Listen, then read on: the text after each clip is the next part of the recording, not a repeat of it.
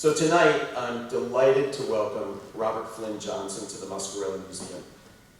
Mr. Johnson is Curator Emeritus of the Achenbach Foundation for the Graphic Arts at the Fine Arts Museums of San Francisco, where he spent a career researching and learning about some of the greatest artists of the ages, and when possible, even meeting many of the most important artists of our times.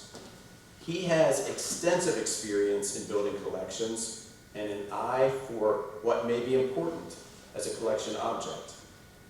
In addition to the museum collections he has built, he also has a long history of building his own collection. And we are currently, in our upstairs galleries, the beneficiaries of one of his personal collecting projects, of course, of the artist Edgar Degas. For those of you who have seen the exhibition, I think you'll agree that the story woven by the presentation and Mr. Johnson's skillful acquisitions are deeply interesting. And for those of you who have not yet seen the exhibition, we look forward to seeing you back here soon. So please join me in welcoming Mr. Robert Flynn Johnson to the Muscarelle.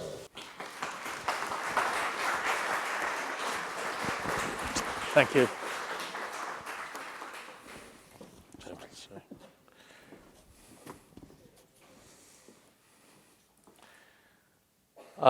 Thank you so much. Pleased to be here. A couple of things. First, I have to just say a few words about my wonderful welcome by the staff here at the museum. David has been a marvelous host. The help of Melissa Paris and Laura Fogarty, who facilitated a lot of the details of my visit here, and the exhibition, of course, hanging upstairs. And also I wanted to thank Professors Elizabeth Mead, Charles Palermo, and Steve Prince in terms of all the things they're doing to make the show accessible and energizing to the students here and to the community.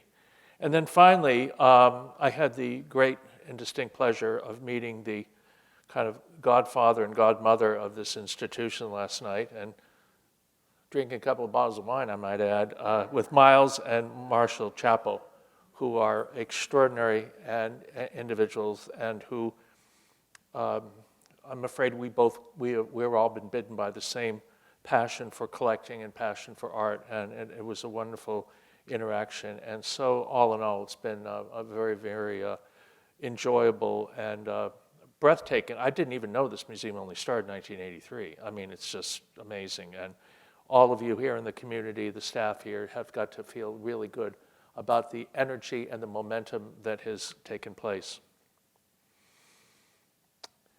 The one sad thing is that I'm sad that we are having this talk with a war going on that began today in Eastern Europe. It's a very sad thing. But as I was sitting here before I was introduced, I was thinking of the fact that in World War II, when England was being attacked by Germany, the National Gallery, under the leadership of Sir Kenneth Clark, who was the director of the National Gallery at the time, the National Gallery was emptied. All of the paintings were taken to the countryside so there would be no damage because of the Blitz. And the National Gallery was sitting empty. But they didn't lock the doors. They kept the doors open. And every day at midday, they had a free concert for the people of London.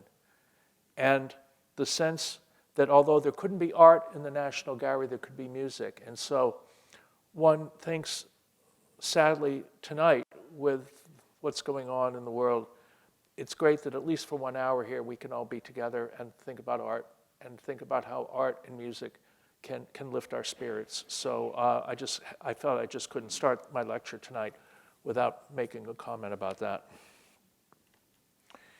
Edgar Degas. This is by David Levine, the great artist who for many decades did the wonderful drawings in the New York Review of Books. And here, Edgar Degas, it's a portrait of Degas, a young man, in the exact pose of the little dancer, 14 years old, of which you can see a cast of at the Virginia Museum of Fine Arts. It's on view there. David Levine was one of the great artistic wits of our time. And this was owned by a collector friend of mine, and when he passed away, it turned up at auction. I was able to acquire it. It's upstairs, and you'll see it. the question is, somebody might say, why Degas? Well, there were a couple of reasons. The era of the late 19th century, which has fascinated me, the art, of course, of Degas, the person. Degas is a contradictory, difficult, interesting, exasperating, and fascinating individual. You know, you can't like all aspects of him because he, you know, like a lot of human beings, he's multifaceted, some good, some bad. If anybody saw the PBS program on the life of Ernest Hemingway, you realize that he was a mess too, you know, a great writer, but you know, wouldn't want to be married to him, would you? No. The other thing is availability. You can't collect, you know, if you say, I'm really, really rich and I want to collect Vermeer, the answer is you're out of luck.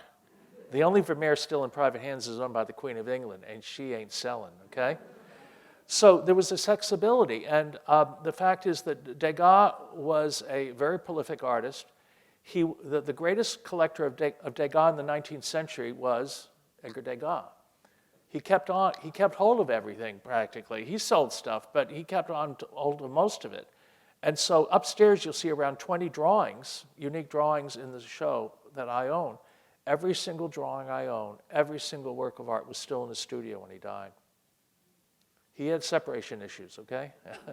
So Degas had them, and he was thinking at one point of having a museum, a Musée Degas in Paris or somewhere. And his friend Gustave Moreau had passed away a number of years earlier, and there's a Gustave Moreau museum in Paris, and he went to visit it, and he hated it. He thought it was a mausoleum. He just thought, no, I'm not going to do this.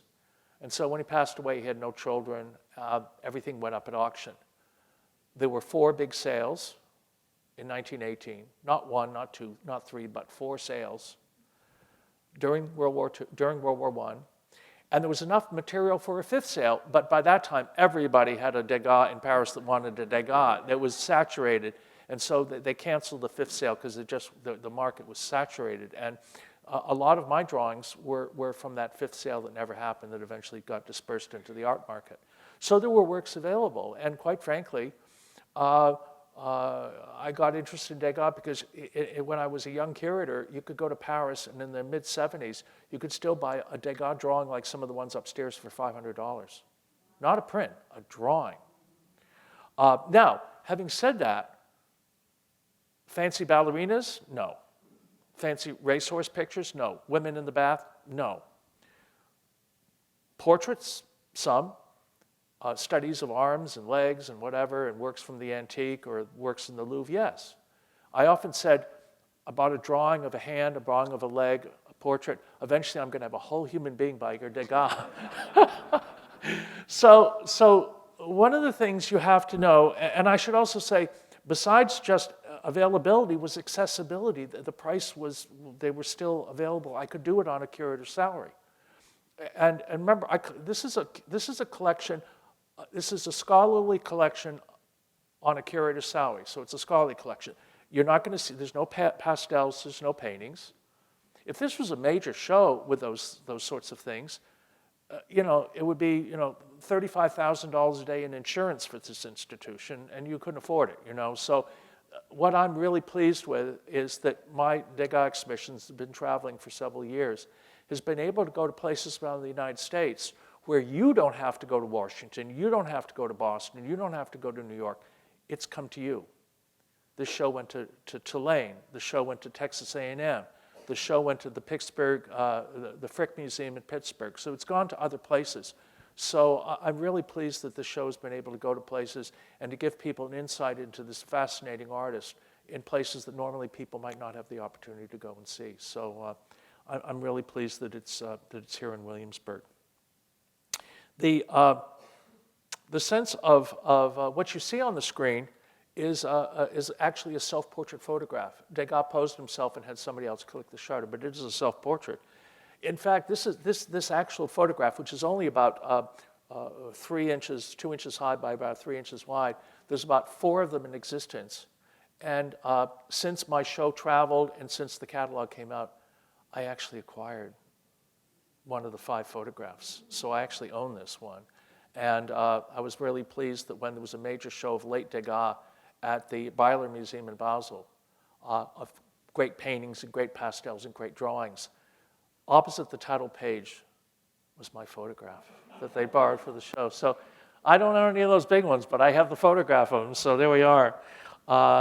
Small triumph, okay? Degas is this, he's a difficult man. One of the questions that people sometimes ask is, why is it called Edgar Degas the Private Impressionist? Well, I'll give you a quote that gives you an idea about why it's called the Private Impressionist. Degas wrote in a letter, "Is painting done to be looked at? Do you understand me? One works for 2 or 3 friends who are alive and for others who are dead or unknown. Is it any business of a journalist if I make pictures, boots, or cloth slippers? Painting concerns one's private life." So Degas had a sense that, you know, he would sell works of art, but a lot of his artistic activity was for himself. Also, Degas is very often, has the reputation of being a misogynist and a really difficult person. In fact, his friend Pierre-Georges Jeanninot, who was one of his 2 best friends at the end of his life, said, Degas valued his reputation for spitefulness and rudeness. In his eyes, it had the advantage of keeping bores at a distance and providing him with an aura that amused him. So, you know, in a way, he did play a little bit of a Greta Garbo on people and did that, except the people that knew him said he was an extremely funny, a warm, gentle spirit, and this whole thing about him being a misogynist was a lie, because he got along extremely well with women. Of course, people like Berthe Morisot and Mary Cassatt, who were 2 of the great female impressionists, thought the world of him. So, you know, one has to temper this whole thing about him being kind of somewhat caricatured. Although, you know, there was a certain question of him. People had the perception of him being like Mr. Wilson, you know, who told Dennis de Menace, "Get off my lawn," type of thing. So there was a certain sensibility of that in his personality. The painting you see on the screen is a painting he did in Italy. Degas had an interesting background. He was French, but he had Italian roots, and he also had roots in, of all places, New Orleans in America. Part of the Degas family, the Moussons, were cotton merchants in New Orleans. And in fact, Degas was the only French impressionist that ever came to America. He and his younger brother René got on a boat in Le Havre, went to Liverpool. From Liverpool, they went to New York. In New York, they stayed a few days, took a train through Louisville all the way down to New Orleans, and he stayed, I think, 4 or 5 months and worked there. So Degas was the quintessential Frenchman, but he also was a man who traveled and was absolutely intellectually curious. The painting you see on the screen is a painting he did when he was only in his 20s, and it's a painting of his relatives, the Ballet family. And to my mind, the painting was in his studio. He painted it in the 1850s. It was still in his studio when he died. I told you, he had separation issues. And the painting was immediately bought by the French state, and you can see it today hanging permanently in the Musée d'Orsay in Paris. And it is a French 19th century equivalent of an Edward Albee play. You've got the mother and father, and it's not too hard to explain that mom and dad are not really super friendly, as you can see. The older of the daughters is kind of between them, as like Macron between Putin and Biden. In the middle, you see, kind of not taking sides, but the younger daughter, as you can see, is under the watchfulness of her mother over on the left-hand side. And of course, mom is pregnant, which makes it even worse when you start thinking about it. But it's a painting full of tension. And you say, well, is that a one-off? Of course it isn't. Here's a painting. Guess what the title is? Sulking. Okay? Enough said, right? They don't look particularly happy, do they? But it's a wonderful painting, and it's a wonderful. One of the things that John Updike, the writer, who was a very, very excellent observer of works of art, and so those of you who know about John Updike's novels and short stories, check out. He did a couple of books on looking at art, and they're very, very excellent. Updike said of Degas, there is in Degas a democracy of vision that gives the awkward and the ugly equal representation with the graceful and the beautiful. He anticipated a camera's capabilities in his cropped and eclipsed assemblages, and also its dispassion, its acceptance of what it sees. And so in a way, when you look at this thing, it's almost like a snapshot. It's captured a moment. It's not capturing two people that are posing for a picture. It's capturing as if you saw this, if you walked into a room and you realized that this couple that were friends of yours had just finished an argument and they didn't want to argue in front of you, and he's kind of sulking and she's kind of looking at you coming in the room. So it's this wonderful sense of immediacy to it. It's really quite a marvelous painting. And then this painting, which you can see at the Philadelphia Museum, I was lucky enough to see it when it was still in the home of the owner, the original owner in the 1970s, Henry McElhenney, who was a major donor to the Philadelphia Museum.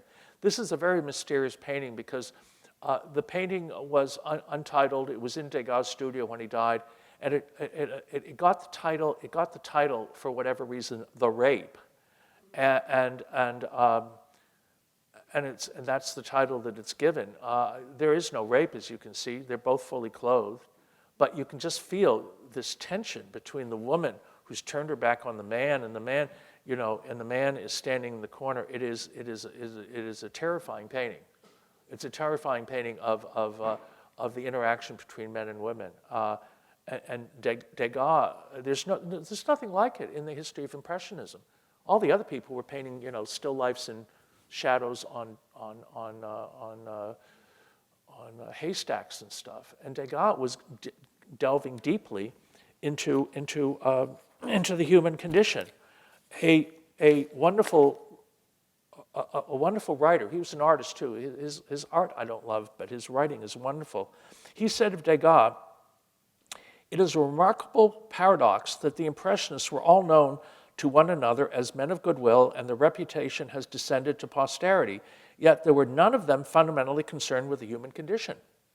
Whereas Degas, a morbid hypochondriac, and in later years an embattled recluse who deliberately formed about him a reputation for cynicism and bigotry, was in fact more deeply involved with mankind than any of his peers. He alone pursued the observation of human behavior at the expense of pictorial felicity. He alone concerned himself deeply with human beings as human beings, rather than as objects of purely sensual or optical interest. There was in Degas something of Zola's realism, but Degas, unprejudiced as he was by liberal morality, was also unfired by moral indignation. He regarded his subjects with the detachment of a surgeon." This little monotype, I don't know, many of you probably don't know what a monotype is. A monotype is a printed drawing. It's where you put the ink on a plate. It's not incised for multiple impressions. You put the ink on the plate and you print it, so it's like a printed drawing. And so this is a little monotype of trees. There's two known impressions of it. The other one, I believe, is in a Swiss museum. And this was the first Degas I got. First I acquired in 1973. It was like $1,200, and it took me 5 months to pay for it. I was the curator, assistant curator at the Baltimore Museum at the time, and I never thought I'd be able to own a Degas. And everything about it is wrong. It's small. It's not a ballerina. It's not a horse. It's not a portrait. It's two trees. So it's like the wrong subject, and it's a monotype, which most people wouldn't understand anyway, So it's a monotype, it's small, and it's of two trees, and I had to have it. So this is the first work. It's in the show, as you can see, upstairs. And it's a beautiful little thing, and it's the first one I had for a number of years. And then when I go out to San Francisco, I was able to go to Europe a couple of times a year, and I started seeing these drawings. And they're very good drawings, but the Achenbach has a number of very good Degas drawings already. And I'll show you later a major pastel I did buy for the museum, so I wasn't hogging it all. But these drawings were available at relatively low prices. These are works that were left over from that fifth sale that never happened.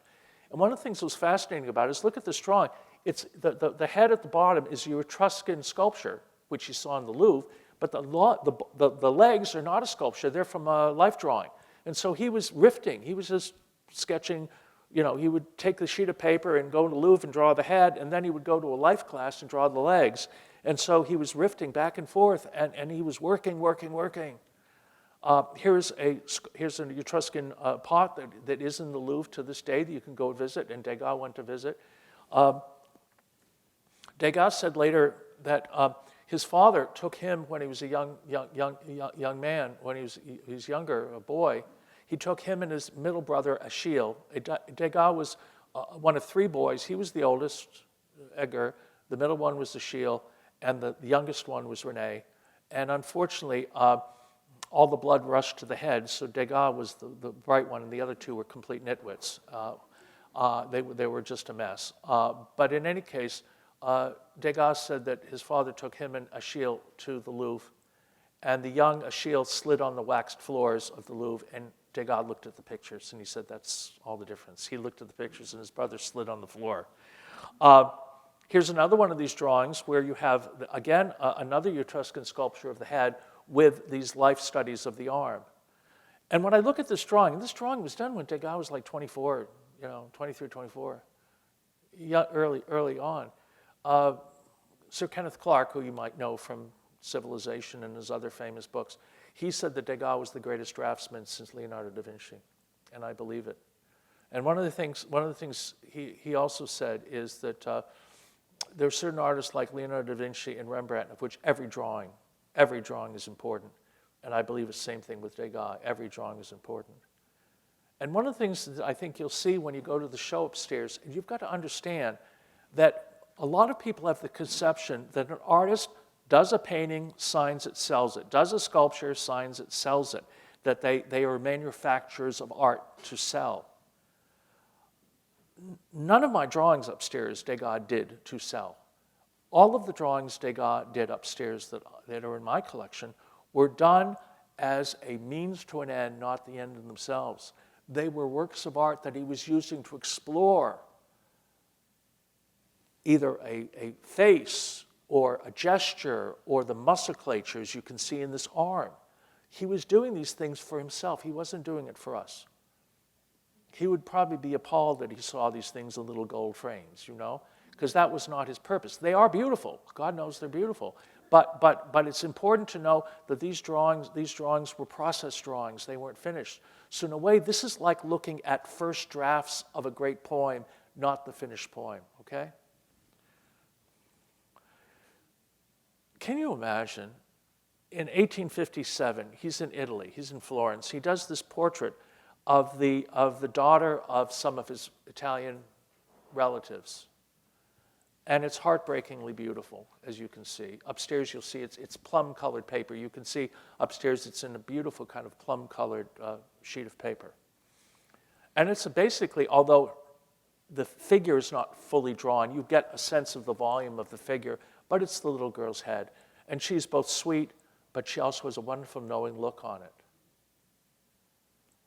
And when he finished it, I'm sure the parents were delighted with the portrayal of their young daughter.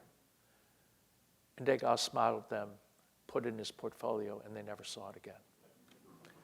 And it was still in his portfolio 60 years later when he passed away. By the way, when Degas went to New Orleans, he did a number of paintings. I consider the greatest painting of America in the 19th century was by a Frenchman. It's called The Cotton Market, New Orleans. It's a painting about business. And that's what America was in the 19th century. With all due respect to Winslow Homer and Thomas Eakins, this painting is fantastic. Degas did that painting, did other paintings, did drawings. He had the hospitality of the Mousson family.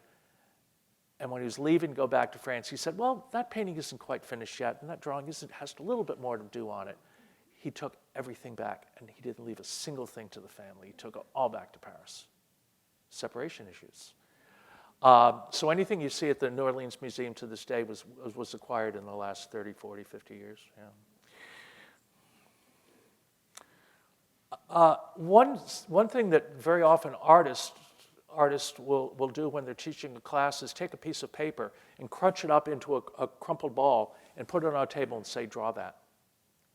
Because you have to draw all the shadows and the nuances of the shadows and stuff. Difficult thing.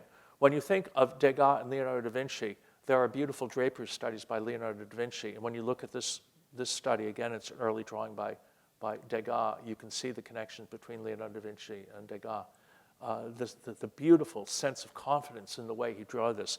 This is a study for a painting, I believe it's in the Orsay of Dante and Virgil.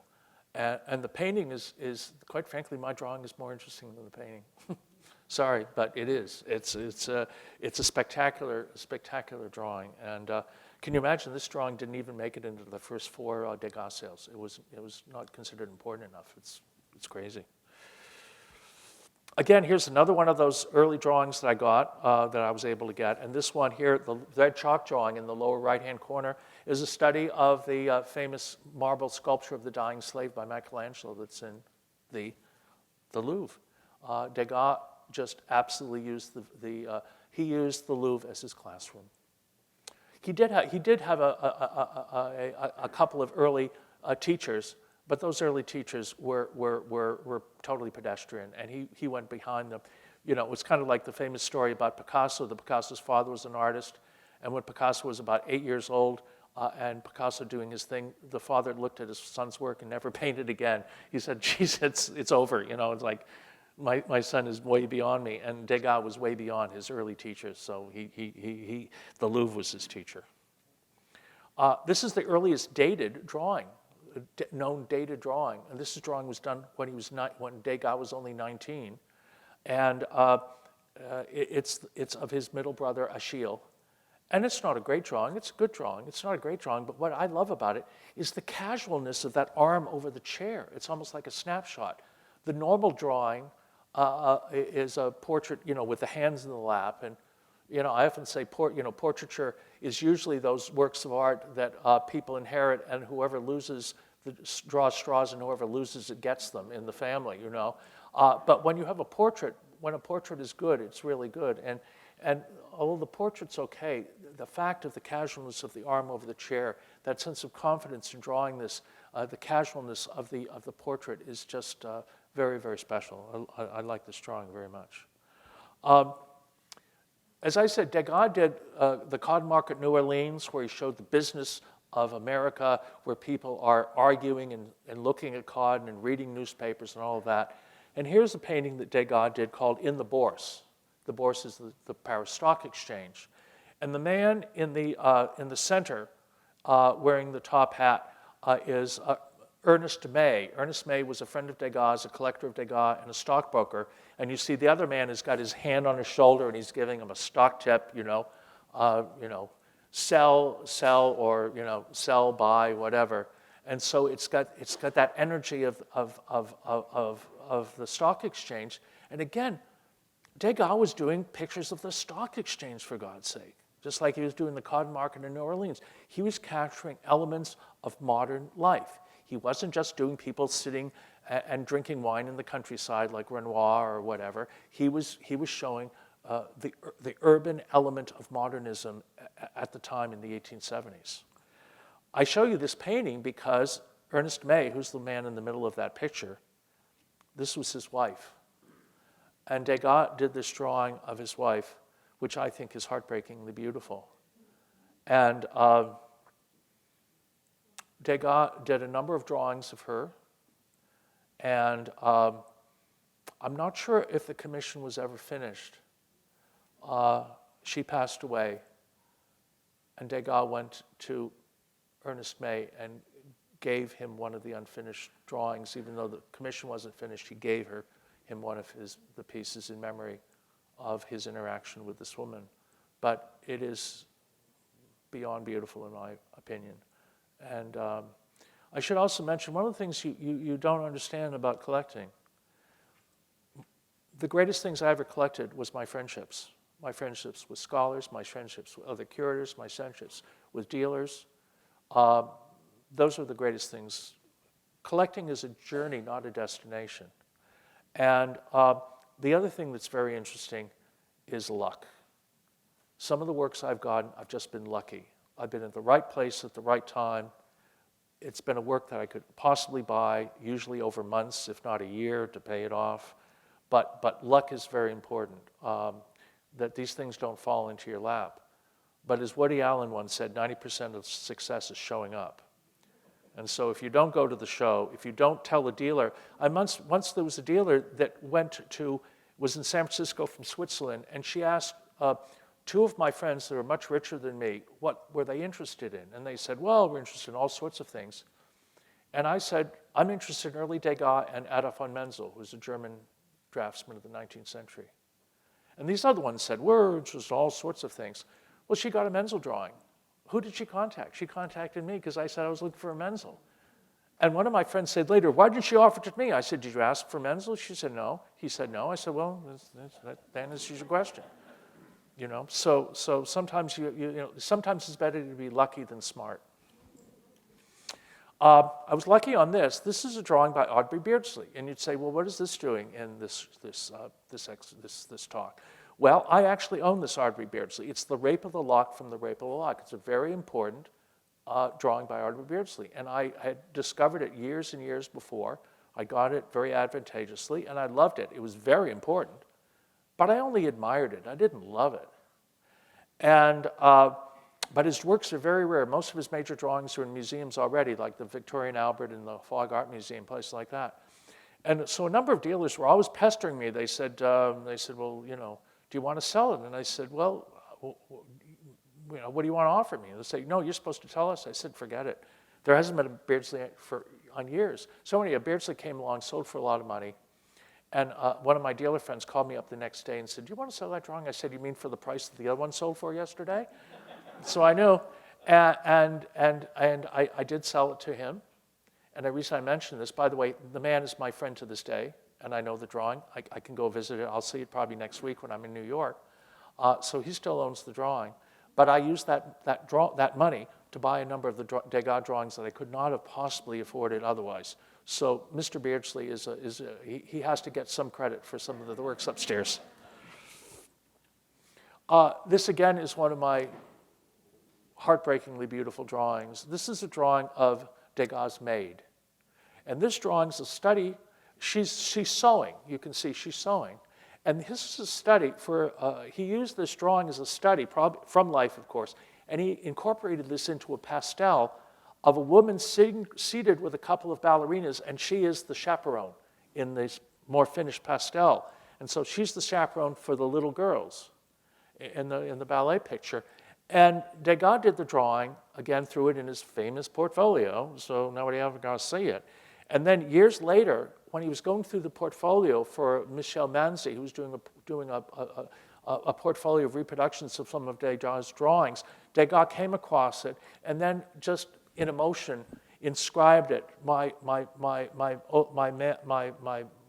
maid, Sabine Morta Paris, 21 Rue Pigalle, which was the address of one of his earlier studios. He wasn't there then. It was an earlier studio from 15 years, 20 years earlier. And he remembered who she was, and he kind of emotionally inscribed it. So, and I just love the negative space of the drawing. And again, it's a drawing. It's obviously, to my mind, it's a fully finished work of art, but it's Degas' sense of a finished work. But he never intended it to be signed and put on the wall and sold. It was for himself. This is another one. This is an amazing drawing. This is a drawing of Edgar Degas' father. But is this crazy? Look what's at the top. It's a darning egg for sewing and stuff. In the middle is a hand with a castanet, and then the hand below is a study of a passage of the Hand of Christ from Lorenzo di Credi. How did these four things get together on one piece of page, except it was what Degas was thinking at that particular moment. It's kind of wonderful. It's kind of like the visual equivalent of jazz or something, where he has all these different ideas and they all got onto the same page. Degas and horses. Some of you probably have been to the Virginia Museum of Fine Arts in Richmond, and they have a lot of great horse paintings there, some by Degas too. And a lot of the horse paintings are the horses standing there like a beauty contest in Atlantic City. And Degas was not interested in that. Degas was interested in motion. He was interested in motion, the motion of ballerinas, the motion of horses. Yes, he did horses at rest, but he was especially interested in motion. And of course, this painting, which unfortunately I do not own, is a painting that is as much about the stands, the grandstand, and those people as the horses themselves. And of course, as the horses are not in a race, you can see the horses are it's either after a race or before the race, before they get in the paddock, to go forward. So it's a slice of life here. But Degas was as much interested in the pattern of the people in the stands as he was in the painting. There's a work upstairs, a photograph that's very important because Edward Muybridge, the English-born American photographer, was a man that Degas saw in newspapers in Paris after the Muybridge did his important photographs of the horse in motion down, by the way, near me, down at Stanford University in the 1870s.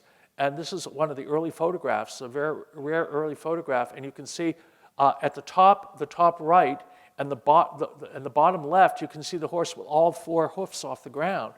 And you see that here in a drawing that I think could very well have been either copied or inspired by Edward Muybridge. That is in a show. I might add that all of my horse drawings were bought in one afternoon at an afternoon Christie's sale. Some rich French count had died or something, and a whole bunch of these things had come up at auction, and they were thrown into this afternoon auction because they were not considered important. And I couldn't believe it because they came up and they didn't bring much. And it was like, God, I got one. Oh my God, I got a second one. I got a third one. I got a fourth one. And so I got them all in like one afternoon, and it was like nobody else was paying attention, and I was pleased. So I got this one. This one was wonderful. This is my favorite of all my horse drawings. And if this were a racehorse, a thoroughbred, I wouldn't have got it because it was bought by somebody in Kentucky or something. But it's a plow horse. So they go, oh, I don't want that. It's a plow horse. Well, I didn't care it was a plow horse. It's exquisite. And again, you notice Degas didn't even finish it. The lower left-hand figures, he did the musculature of the horse, and he just left it. It's enough. And it's exquisite. I should also mention, when you look at the works upstairs, most of the works of art they're not in the original frames. I bought the drawings separately. Many of those frames I had to buy separately and put them together. So many of those works, as you see them, are a labor of love on my part because I put them together. I got the mat for them. I got the frame for it. Very often I'd go to Europe and I'd come home with a couple of frames and no drawings, and sometimes I came home with drawings and no frames. Very rarely did I get a work of art that had the same frame, had a beautiful frame, and the drawing. Putting together a collection is a fascinating thing, and it's a lot of work. Here's another drawing, again, acquired the same day, again, on very, very thin paper calc, thin tracing paper. You can see the collector's mark down in the lower right-hand corner. This is what is referred to as a totally uncommercial drawing, because it's very light, very slight. Most people would say, well, I'm a rich collector, but I don't like that because I can't really see it, In fact, the last drawing that I bought before the catalog was almost ready to be printed.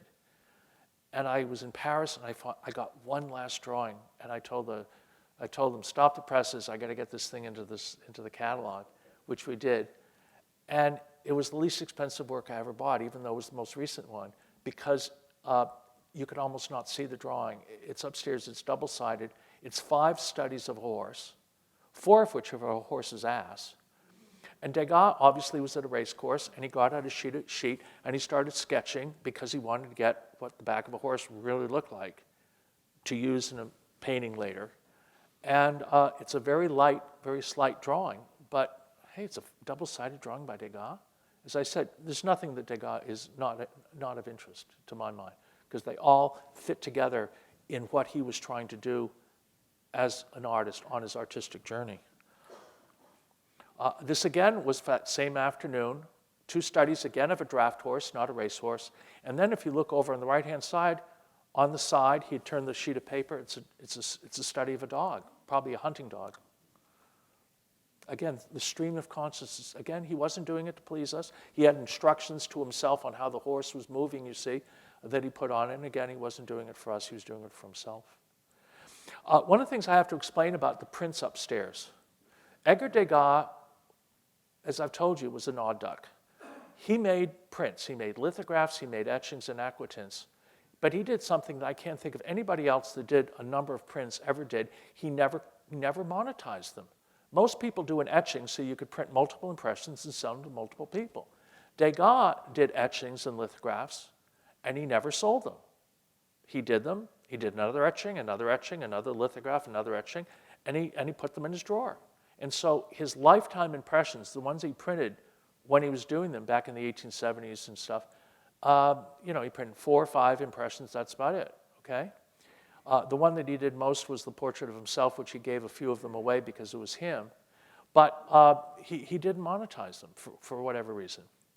In 1915, when he was an old man, a few years before he died, he took his copper plates and he sold them to his friend Ambrose Villard, the art dealer. And he knew Villard was going to print them in the future. So one of the things he did is he put a couple of scratches through them. He could have obliterated the face of them, but he didn't do that. He just put a couple of X's so that they would be differentiated from his lifetime impressions.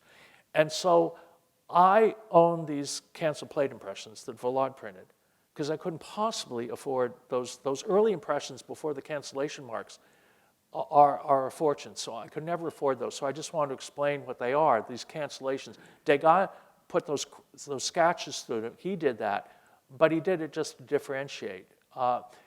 So Villard printing them was okay. Degas sold them during his lifetime, so this is not some unauthorized thing. But I just wanted to mention that's why that happened.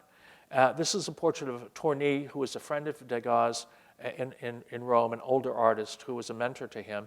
And it's very much in the inspiration of Rembrandt's self-portraits. If this painting is ever missing from the Clark Institute in Western Massachusetts, it'll be under my bed, okay? Because to my mind, it's my favorite Edgar Degas self-portrait. It is just spectacular. I love it. And, but I'm showing it to you because I have the closest thing I can get to it, which is the etching kind of portrait done about the same time. Again, you can see the canceled lines in it, but this is a beautiful impression, as you'll see upstairs. If this was an uncanceled impression, it would be over $1 million. The etching, not a drawing, the etching would be over $1 million. So I'm lucky to have this, the canceled plate impression, which only costs $5,000 or $6,000. But it's beautiful, and you have Degas looking like Bob Dylan after his motorcycle accident here. He looks like the cover of Nashville Skyline, if you've ever seen the cover of that album. But Degas is not looking grand here. He's looking like an artist. He's got his little work hat on and stuff like that, and he's got his very fashionable beard of the time. But it's a marvelously incisive work, just as this is too. But it's very much probably the same moment, probably the same month that he did that. I was lucky enough to have my father, who was a brain surgeon, neurosurgeon, who was shocked by the fact that his 3 kids didn't go into the medicine. But so be it. But I turned the tables on him. So after he retired as a doctor, I got him interested, and he later became a trustee of the Bates College Museum of Art and also the Worcester Art Museum in Massachusetts, where he was the head of the acquisitions committee for a decade.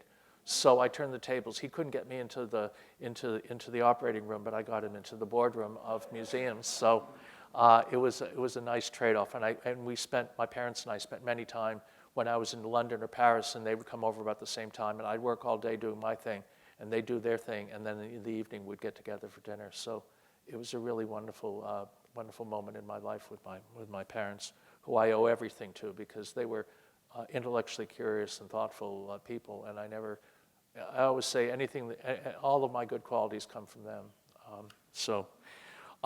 This was a drawing that I talked my parents into buying.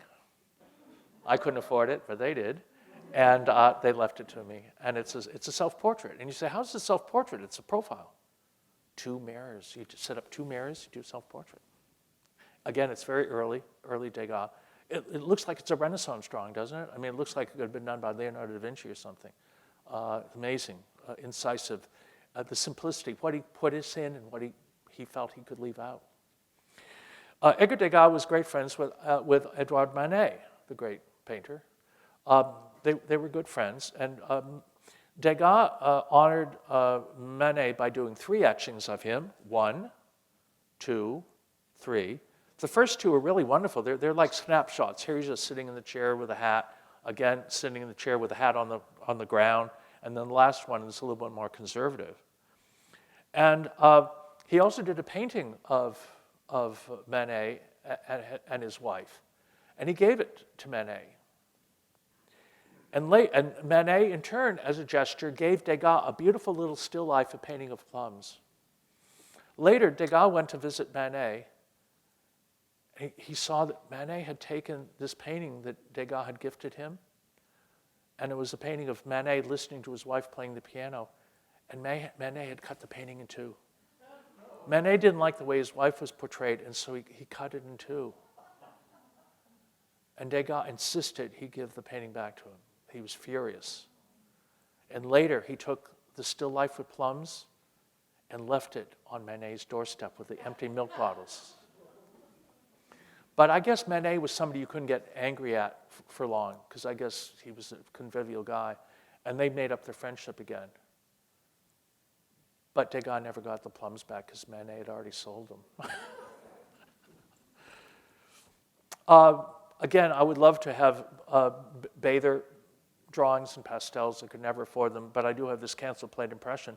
And you can see, again, sorry about the cancellation lines, but you see it's a woman awkwardly getting out of a bathtub, and you can see the maid holding her dressing gown or a towel.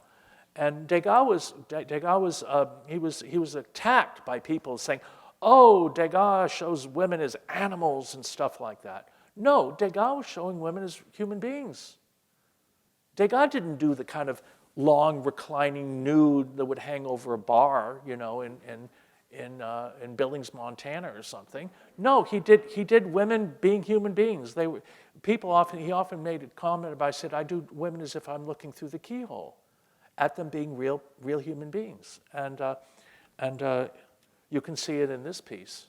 This is the piece, by the way, I was able to talk a woman named Dora Donner-Ide to buy for the museum. She was thinking of buying it for herself. And she said, "What do you think it's going to bring?" And I told her what it's going to bring. And she said, "Why is it going to be so expensive?" I said, "Well, because Christie's has an office in California, and you have to not only pay for it, pay the hammer, pay the commission, and pay the sales tax." And she said, "How can I get away with paying the sales tax?" And I said, "You have to move to Oregon."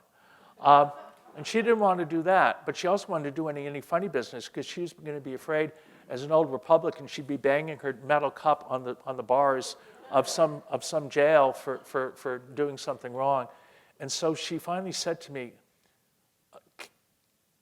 she said, "How can I get avoided?" I said, "Well, you could buy it for the museum." And so she said, "Well, if I buy it for the museum, could I hang it in my apartment for 1 month?" So I went to the director and I said, "We can arrange that insurance-wise, can't we?" And he said, "Yeah." And so we went to the auction and we bought it, and she had it in her house. She had it in her apartment for a month, and we were able to get this amazing piece for the collection. I mean, sometimes you have to have the diplomacy of Henry Kissinger sometimes as a curator, okay? Again, here's another one of these pictures that shows an element of what Degas was as a modernist. The average person doing a ballet at that time, the average conservative artist would do a stage and have the ballet dancers dancing. Look what Degas does. He makes you feel like you're in the first row near the orchestra pit, and the damn bass fiddles are blocking your view, you see? And so he did this, by the way, not just in the small etching, but he did it in paintings too. And this upset people in the 19th century, because they weren't used to seeing art as true expression of observed life, but they wanted things to be like cute little pictures. And Degas wasn't going to do that. And so, again, you have these dancers on stage, and you can hardly see the dancers for the bass fiddles. And he was trying to capture that moment, the immediacy, the moment. So again, it's almost like a photographic snapshot. Degas was a genius. He was just a genius. And again, here, this is a print of a singer, but does he do it from the front? No, he does it from behind. She's bowing to the audience after singing a song. And he's trying to capture, in lifetime impressions, they're a little bit even more inky and more beautiful than this one. But they're trying to capture the light and the mood of the atmosphere of the time. Not so much the actual figures, but the atmosphere. And again here, this is a picture of a woman on the left-hand side, looking at a mirror and fixing her hair in a dressing room, and then you go through these patterns into the back room of another of the actresses dressing in the background. So he's trying to capture a sense of being backstage. Again, amazing. This is a portrait of Mary Cassatt. It's a pastel, which I don't own, wish I owned, but it's Mary Cassatt at the Louvre. It's a portrait of Mary Cassatt. There is no face. It's still her. Now, who do you think is Mary Cassatt, and who do you think is Mary Cassatt's younger sister that's never been abroad before? Well, of course, the younger sister is here, her with her head buried in this guidebook, and Mary Cassatt is the woman confidently leaning on her umbrella. Mary Cassatt, of course, was lucky. Besides being a tremendously talented human being, her brother was the president of the Pennsylvania Railroad, and she had plenty of dough. And so she was able to do what she wanted to do without listening to anybody. She never married. No, she never had a relationship with Degas. They were close friends, but don't make a romance out of it. Degas was a non-practicing heterosexual, okay?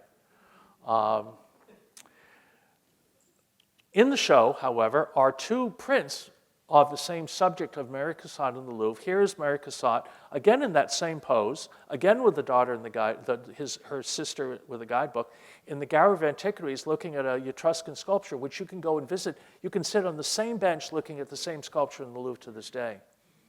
And again, Mary Cassatt full of confidence, her sister tentative, and then finally, this amazing print, which is Mary Cassatt in the painting gallery. And you say, look at this painting. This print is 3 times higher than it is wide. What's going on there? This is inspired by Japanese prints. Japanese did these so-called pillar prints in the 18th century, early 19th century, these long kind of pillar prints. And Degas, along with all of the Impressionists and the Post-Impressionists, were enamored of Japanese art. And there were shops in Paris that brought the Japanese art over in the after Admiral Perry basically put his warships into Tokyo Harbor and said, you're going to work with us. And they eventually did, and it opened up Japan, and this Japanese art started flowing to places like Paris, which had a tremendous effect on the artistic creativity of French artists, especially French artists in the 19th century. This is a gouache called The Song of the Dog. Why The Song of the Dog? Because it's a humorous song, and you see she's like a dog on her hind legs. Sorry, if you want to say he's a misogynist in this painting, I guess he is a little bit. So it's The Song of the Dog, and this woman is singing this song, and it's a fabulous picture. And of course, I don't own it, but I do own this. And this is a work. Degas saw some lithographic renditions of works by Puy de Chavannes, another French artist of the time, whose self-portrait is upstairs in my show. And he thought this guy Thornley, who was a French artist, was really good, and so he worked with Thornley to do a series of lithographs. And there's 3 of them in the show of some of his more famous compositions. And Degas chose the compositions, Thornley did the stones, they printed proofs, Degas went over the proofs, worked it out, did changes, and then they printed up edition of 100 impressions. Thornley's are printed with his name on it for $75, and the 25 so-called deluxe edition look exactly the same, except Degas actually personally signed them. And I could never afford those, and I wasn't going to pay a fortune just to have Degas' signature on it. So I have 3 that are just the regular edition. They all look the same. But they're wonderful, and they're very much collaborative works. The idea that Degas worked with Thornley, and they're properly labeled. So I don't say this is by Degas completely, but it's a collaborative work, and they're wonderful. This is another monotype. This is only a few inches. It's just a tiny little thing.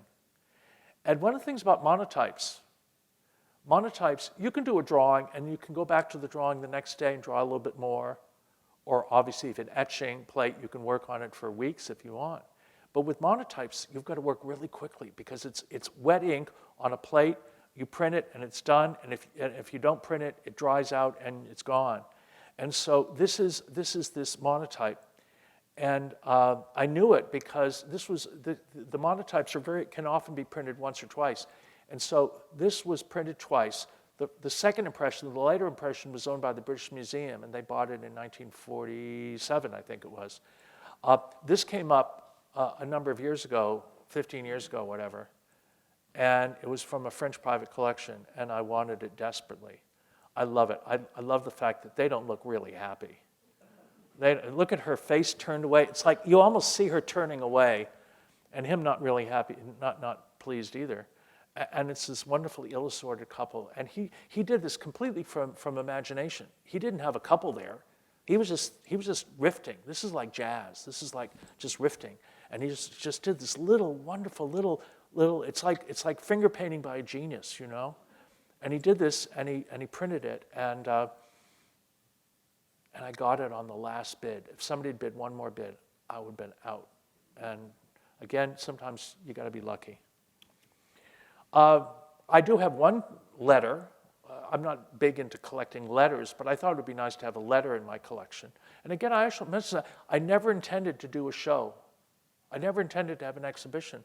I collected these works one at a time over the years. I never intended it to be, you know, a collection. And when I actually got time, somebody said, "Why don't you do a show of Degas?" I said, "I don't have enough Degas." And then I realized I had these works of art by other artists that were friends of his and stuff, and so it all kind of came together. But I had this letter, and I found it of interest letter because it was a letter from one artist to another, and it's about photography, so it's got some interesting content. But what I love about it is, did Degas ever sign a letter to Edgar? Never. No. He might have lived in the 19th century, but you can connect him directly with Madonna, Cher, and Prince. Degas was Degas. And so this letter is signed from a good friend to a good friend, and it's signed Degas, okay? I've never seen a letter that wasn't signed just Degas. If Degas had never done a drawing, never done a painting, never done a print, Degas would have been one of the great artists of the 19th century because of his sculpture. But it almost didn't happen. It almost didn't happen. In Degas' lifetime, he only exhibited one sculpture once. He exhibited the wax version of the little ballerina with the tutu and the ribbon in her hair.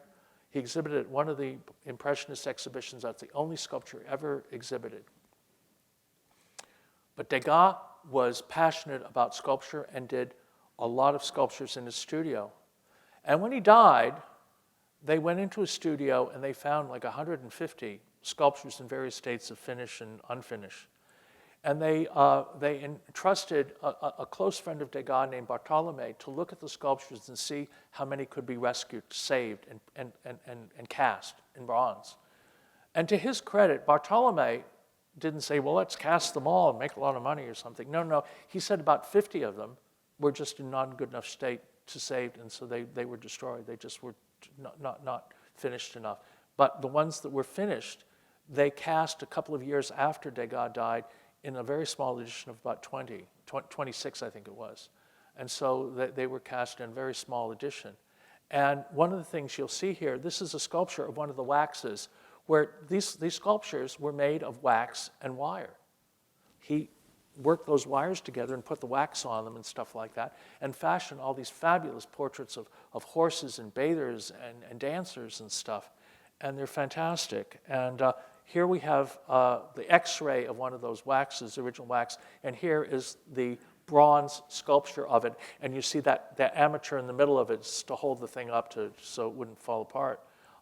So they were really quite delicate. But Bartolome was a sculptor, and as I said, a close friend and confidant of Degas, and so the family felt he was the perfect person to see these things through. And consequently, because these things exist, to my mind, he is one of the two great sculptors of the 19th century along with Rodin. Some people like Rodin better than Degas. Some people like Degas better than Rodin. I tend to, of course, because of me, like Degas a little bit better. But Rodin's great too. But they're one of the two great sculptors. Whoever's in third place, I'm not sure who it is, Carrier-Belleuse or something. But these other two are just the tops. And here's a whole group of works of art that nobody saw during his lifetime except for that one sculpture. I mean, it's kind of amazing.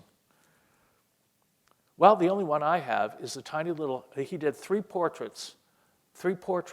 Most of them are bathers and horses, but he did three portraits. One is of Bartolome, his friend's late wife, who was a friend of Degas, and it's a beautiful one of her sleeping, and it's a gorgeous sculpture. And then he did two portraits of a ballerina friend of his, Madame Saul, a larger one, which I don't like so much, and the small one. And I was very lucky enough to have a friend of mine knew another friend who bought it in a boot sale in England, in a flea market in England. And he bought it because he knew what it was, but he wasn't that interested. And my other friend wasn't interested either, but he was a good friend of mine, and he let me get it for a relatively reasonable price. But the thing, if you notice upstairs when you see it, it's got a little nameplate on it. It was given in 1937 as, I think, as a retirement present to somebody. And I'm looking at this thing in 1937. Did they give it to him as a joke to be mean to him when he retired? I don't know, because it's such an avant-garde and such a symbolist and such not a particularly delineated portrait. It's kind of an amazing thing, but I'm really lucky to have it. Again, it was because of the people I knew that I was able to have it offered to me. This is called the Apotheosis of Degas. It's a joke photograph. It was clicked by somebody else named Barnes in Dieppe, but it's clearly a self-portrait. Barnes didn't ask the great Degas to pose like this. Degas set up the pose himself. It is a parody of a famous Ingres painting of the Apotheosis of Homer. And so all these people got together and Degas sat down there as Homer in this parody of an Ingres painting. Ingres was his favorite artist, for sure. And it's a marvelous photograph. And it's interesting that this came up at a major auction in 1999. And one of my trustees, who was a dear, dear friend and very, very wealthy, I took her to the dinner at Sotheby's the night before the auction. And I was walking her back to the Place Palais Bourbon. And she said, "Robert, I know you want this other photograph by Degas, and it's your birthday this week, I know, so I'm going to give you $5,000 extra to bid on the work." And the photograph I wanted was that first self-portrait photograph I showed you in the auction, which I did not get. I was the underbidder. I later got it later, and this came up, and she said, "Well, did you get it at the auction?" And I said, "No, I didn't get it." She said, "Oh, that's too bad." She said, "But I did get one other photograph. There were 3 photographs in the sale, 2 which were kind of affordable, and then one that was sold for $225,000 to the Clark Institute, which of course had nothing to do with. And I got this one for a few $1,000s, the Apotheosis, which is very, very rare. And she said, "Oh, you got that one?" She said, "Well, I'll buy that for you. You get it, and I say $1,500. So she gave this to me for my birthday present. And whenever I think of it, I smile because I think of her. She was a lovely person, Dodie Rosecrans. And then I had these works by Leroux. These are this is Christine Leroux and Yvonne Leroux. These are the daughters of friends of Degas. Degas considered photography very, very seriously. He thought of it as an important medium. He didn't think of it as snapshots.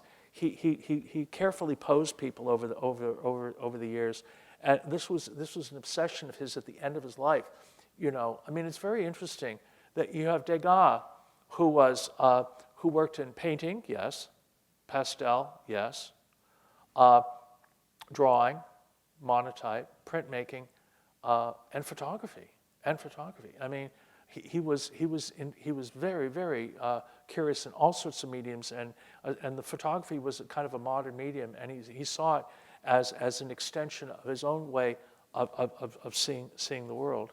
This one here is a very small photograph, and this is a photograph of a man named Jules Tarshaud, and this reminds me of some of these beautiful little interior paintings by Gustave Caillebotte, an impressionist and friend of Degas, and it's a wonderful, intimate little photograph. And again, I was lucky here, and I got about 6 photographs by Degas from one dealer at one time. So again, I was in the right place at the right time. And here's another one. Talk about impressionism. Here's his friend Henri Rouart outside painting en plein air impressionist. It's like an impressionist painter out in the countryside painting. It's a marvelous view of an artist. And then this one here, a portrait of his younger brother René, with none other than the two very famous composers of the day, Ernest Chausson and Claude Debussy, whose music you will be hearing in a few weeks. So when you say, well, what's the connection between Degas and Debussy? Well, there's a photograph upstairs by Degas of Debussy. Is that close enough for you? And then this one here, as I said, Degas was a non-practicing heterosexual in terms of being married, but he did go to the brothels, and he did an amazing series of monotypes of his memories of being in the brothel. He didn't do these monotypes in the brothels. He did them from memory afterwards. And there was an exhibition of some of his best monotypes of the brothels. By the way, these brothel monotypes were not sold in any of the sales after Degas died. All the brothel monotypes were bought by Ambrose Vollard around 1915, about the same time Vollard bought those copper plates of Degas. And what happened was that Vollard was a great designer of illustrated books, and he wanted to use these monotypes in illustrated books, but of course they're unique. So what he did was he hired a man named Maurice Potin, who was a technical printmaker, and Maurice Potin spent about 3 or 4 years making the most amazing facsimile original prints after the monotypes. They are so good that if you took there's 6 of these on view upstairs, these prints after Degas monotypes, and put them in a frame next to the original, you wouldn't know which was which. They're that good. They're just amazing. And they're obviously upstairs. They're properly noted as after Degas. And in the early 50s, there was a whole set of these original monotypes, the brothel monotypes, that came up in a sale in London at the Lefebvre Gallery. And somebody bought them all. A guy named Pablo Picasso. And I'm sure later when there's this talk on Picasso and Degas, you will hear that in fact these monotypes that Picasso owned, which are in the Musée Picasso to this day, they inspired Picasso, and there's quite a number of late etchings by Picasso where there's etchings of brothel scenes, etchings by Picasso, and in the corner, as a voyeur, is Edgar Degas. As I told you, I collected some of these artists that were contemporaries and friends of Degas over the years, and here we have one called Under the Lamp of 1880, and this is by Mary Cassatt. Amazingly, it's not a mother and child. They're beautiful, but enough of them. I love this particular composition. I love the modernism of this composition. You've got the daughter sewing on the right, and the mother, the older mother of Mary Cassatt in Paris, reading under the lamp in the middle a newspaper. And it's etching in aquatint, and it's very much Mary Cassatt learned printmaking from Edgar Degas. Later, she did a series of color aquatints that are unbelievably beautiful. I noticed recently that the Van Gogh Museum just bought 3 of these very expensive and very rare color aquatints for the museum at the Van Gogh Museum. And Degas jokingly said about when he saw these color prints by Mary Cassatt, "It's intolerable that a woman could draw so well." He said it in jest. He didn't, Paul Cézanne. Paul Cézanne, self-portrait. Cézanne was never a young man. Have you ever seen a portrait of Cézanne that didn't look like he was about to fall into the grave? He always looked like an old guy.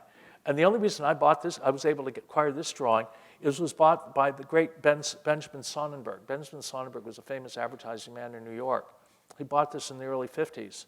And he got it probably at a good price because Cézanne, this is one of only 22 self-portrait drawings by Cézanne, but what happened is Cézanne's son went into the studio one day and drew a couple of spectacles on the drawing.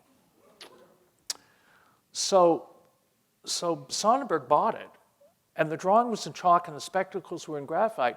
And when Sonnenberg took it back to New York, he gave it to the Morgan Library, had the conservators take the spectacles off. Now, I wouldn't have done it, I would have left it. But it was photographed before, so at least I have a photograph of what it looked like. But when the drawing came up after Sonnenberg died, a lot of collectors, people didn't want it. They thought, oh, it's been futzed with. And so I liked it, but I couldn't afford it. And somebody else bought it at the sale in, I think, 1981. And a few years later, a dealer came to me and said, would you be interested in a Cezanne self-portrait drawing? And it was that drawing. And it was not as expensive as you would think it would be, and I was able to get it. So it's in the collection. And I love Cezanne, and I don't care whether they have spectacles on or not. I've got one. This is the famous painting in the Musée d'Orsay of the absinthe drinker. If you've never had absinthe, don't. It was banned by the French government at the beginning of the 19th century because it's got wormwood in it and it makes you hallucinate. Well, it also eats your brain. Not a good idea. And here you have the portrait, and the man smoking the pipe on the right-hand side is Marcel Despoutin, who was a close friend of Degas, and obviously posing in the picture. And here is a dry point of Despoutin upstairs. Despoutin inherited a lot of money as a young man, went off to Italy with his wife and family, and spent all the money, and came back in poverty and had to go to work again. Had to work as an artist. And so this is done after he spent all his money. And he was obviously a real bohemian, as you can see with his pipe. And but it's a marvelous dry point. It's an original print, of course, and it's again that sense of fellowship and that I think in the show is seen with these works by these other artists. This is Jean Hinault, and Jean Hinault was one of Degas' closest friends at the end of his life. Jean Hinault and Bartholomé, and Jean Hinault was deaf. He was totally deaf, and so he could speak to Degas, but he had to read Degas' lips when they had conversations. And this is a self-portrait. There's two drawings done about the same day upstairs, which are very, very poignant and beautiful. And this is a portrait by Jean Hinault of Bartholomé, the other friend. So they all knew each other.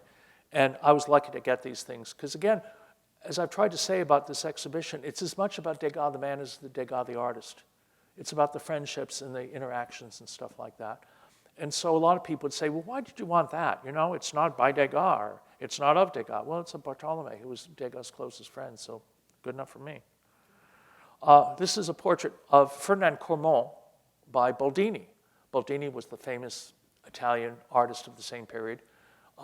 He was very extravagant, as opposed to Degas being more reserved. Degas and Boldini once took a trip to Spain to go to the Prado. And Degas said to Boldini, I hope you're going incognito. I don't want to be around you when you're being flamboyant. And this is a portrait of Ferdinand Cormon. And Ferdinand Cormon is probably somebody that is completely lost to you because he's not that famous today. He did an absolutely terrible large painting of prehistoric cavemen at the Musée d'Orsay, which is hilarious. But he was a very good teacher, and he was the teacher of Toulouse-Lautrec and a guy named Vincent van Gogh.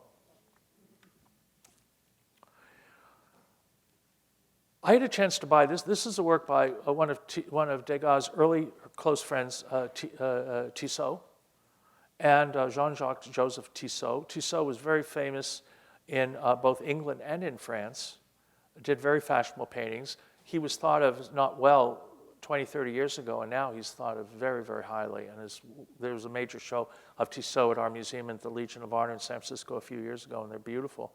And when this work came up, I loved it. I was able to acquire it, and afterwards I said to the dealer, I said, I love the picture, but you know, it wasn't that expensive. Why wasn't it expensive? Oh, they said, well, it's very dark. She's got this very distinctive mole on her face, and she's holding a shotgun.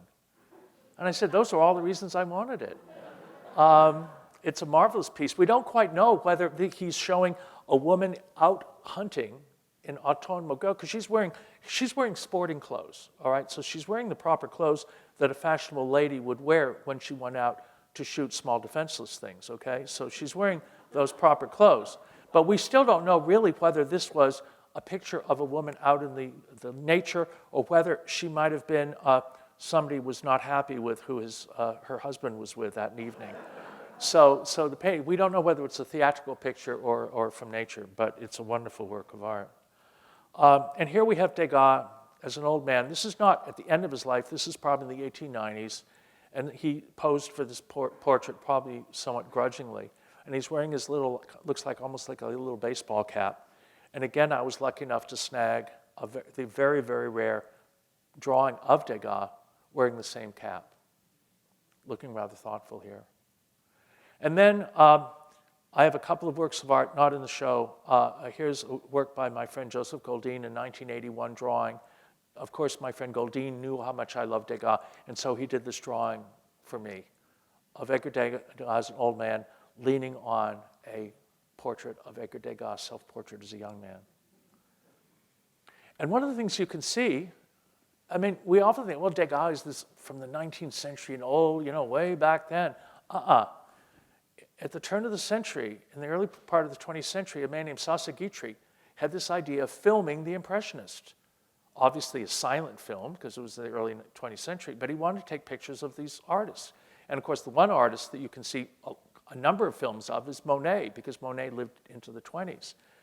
And he approached Degas about being in a film, and Degas said, "Get off my lawn." He said, "Forget it." But Sasagitri wasn't to be deterred, so he set up a camera near Degas' studio. And he knew what Degas looked like, of course. And when Degas came out one day with a woman and was walking down the street, so for about 15 seconds, there's a little film of Degas walking down the streets of Paris. And you can look up Edgar Degas, YouTube, videos, and you can see Degas taking a walk in Paris in the early 20th century. Amazing.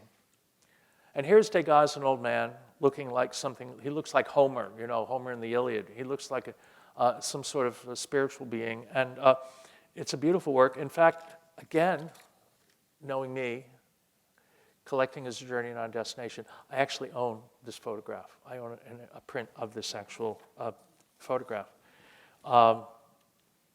And here's a drawing done about the same time as the photograph. Again, this one of probably the last known drawing of Degas. There's photographs, but not drawings. Probably the last known drawing of Degas as an old man. Just a little sketch, looking very much, otherworldly. And then finally, we have this portrait of Degas on his deathbed. Very, very ethereal. And I want to read something to you about that.